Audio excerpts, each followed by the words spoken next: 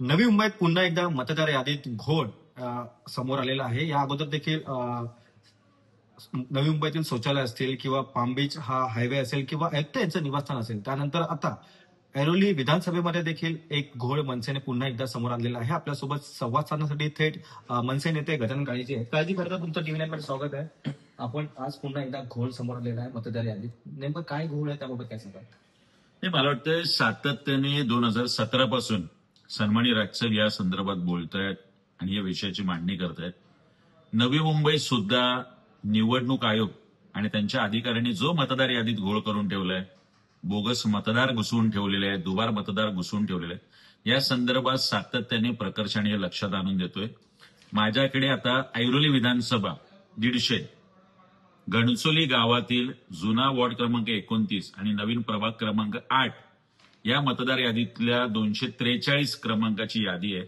मतदाराचं नाव आहे अजय माने, वडिलांचं नाव प्रभू माने, वय वर्ष 22. नवी मुंबई महानगरपालिका कार्यक्षेत्रात हा मतदार राहतो आणि त्याचा पत्ता चक्क मुंबई महानगरपालिका दिली. हम नहीं सुधरेंगे अशा पद्धतीनेच निवडणूक आयोग आणि निवडणूक आयोगाचे अधिकारी काम करतात, हा माझा स्पष्ट आरोप आहे. असे अनेक घोळ आणि या घोळांचं प्रदर्शन उद्या 7 नोव्हेंबर रोजी आम्ही वाशी येथे लावलंय आणि ज्याचं उद्घाटन अमित ठाकरे यांच्या हस्ते होणार आहे.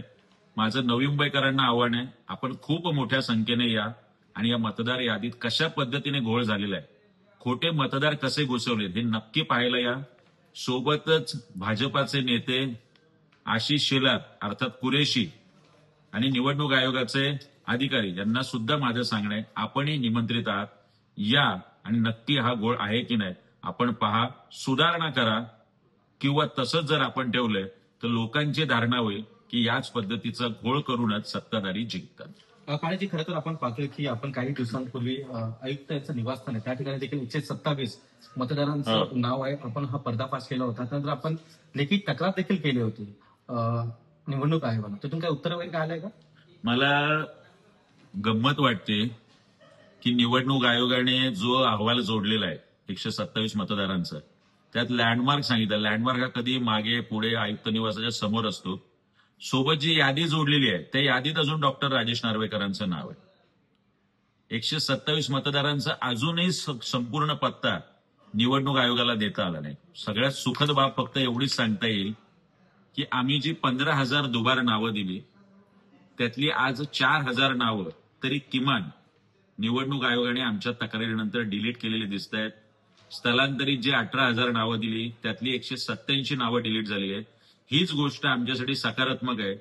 या अगोदर निवडणूक आयोग इतक्या फास्ट पद्धतीने वेगाने काम करत नव्हता, पण मनसेमुळे आणि सन्मान्य राजसाहेबांमुळे निवडणूक आयोगाला जाग आली असं म्हणायला हरकत नाही. काळजी खरं तर आपण देखील बेलापूर विधानसभेमध्ये मनसे या पक्षाकडून विधानसभेसाठी उभे होता. मात्र त्यावेळी राज ठाकरे देखील आपल्या प्रचारासाठी मैदानात उतरले होते. मात्र आपण देखील हार पत्करावी लागेल. काय वाटतं हे दुबार मतदान किंवा हे बोगस मतदान ज्याचा आपण पर्दाफाश करताय त्याचं कुठेतरी म्हणजे आपण म्हणजे कुठे सहभाग आहे का काय, असं त्याबाबत काय वाटतं?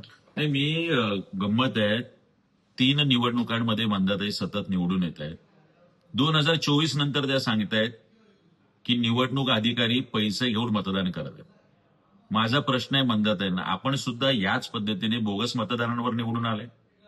इथले जे सत्ताधारी वर्षोनवर्ष आहेत त्यांच्या नेत्यांच्याच बंगल्यावरती अनेक बोगस रेशन कार्ड, बोगस आधार कार्ड आणि बोगस वोटर आयडी सापडलेलं युट्यूबवर आपण आजही पाहू शकतो. प्रत्येक नगरसेवक नवी मुंबईतल्या अशाच पद्धतीने दबंग नगरसेवक 200 ते 300 बोगस मतदार यांनी घुसवलेले आहेत आणि पुढच्या काही दिवसात याचे मोठे खुलासे मनसे नवी मुंबईकडून नक्की होतील. धन्यवाद. खरं तर हे होते आपल्यासोबत मनसे नेते गजानन काळे यांचं असं देखील म्हणणं आहे की याचे मोठे जे विविध जे खुलासे आहेत तर लवकरच आम्ही त्याचा देखील पर्दाफाश करणार अशी जी प्रतिक्रिया आहे ती त्यांनी व्यक्त केलेली आहे. कॅमेरा पर्सन राजेंद्रसह मी रवी खराट, TV9 मराठी, नवी मुंबई.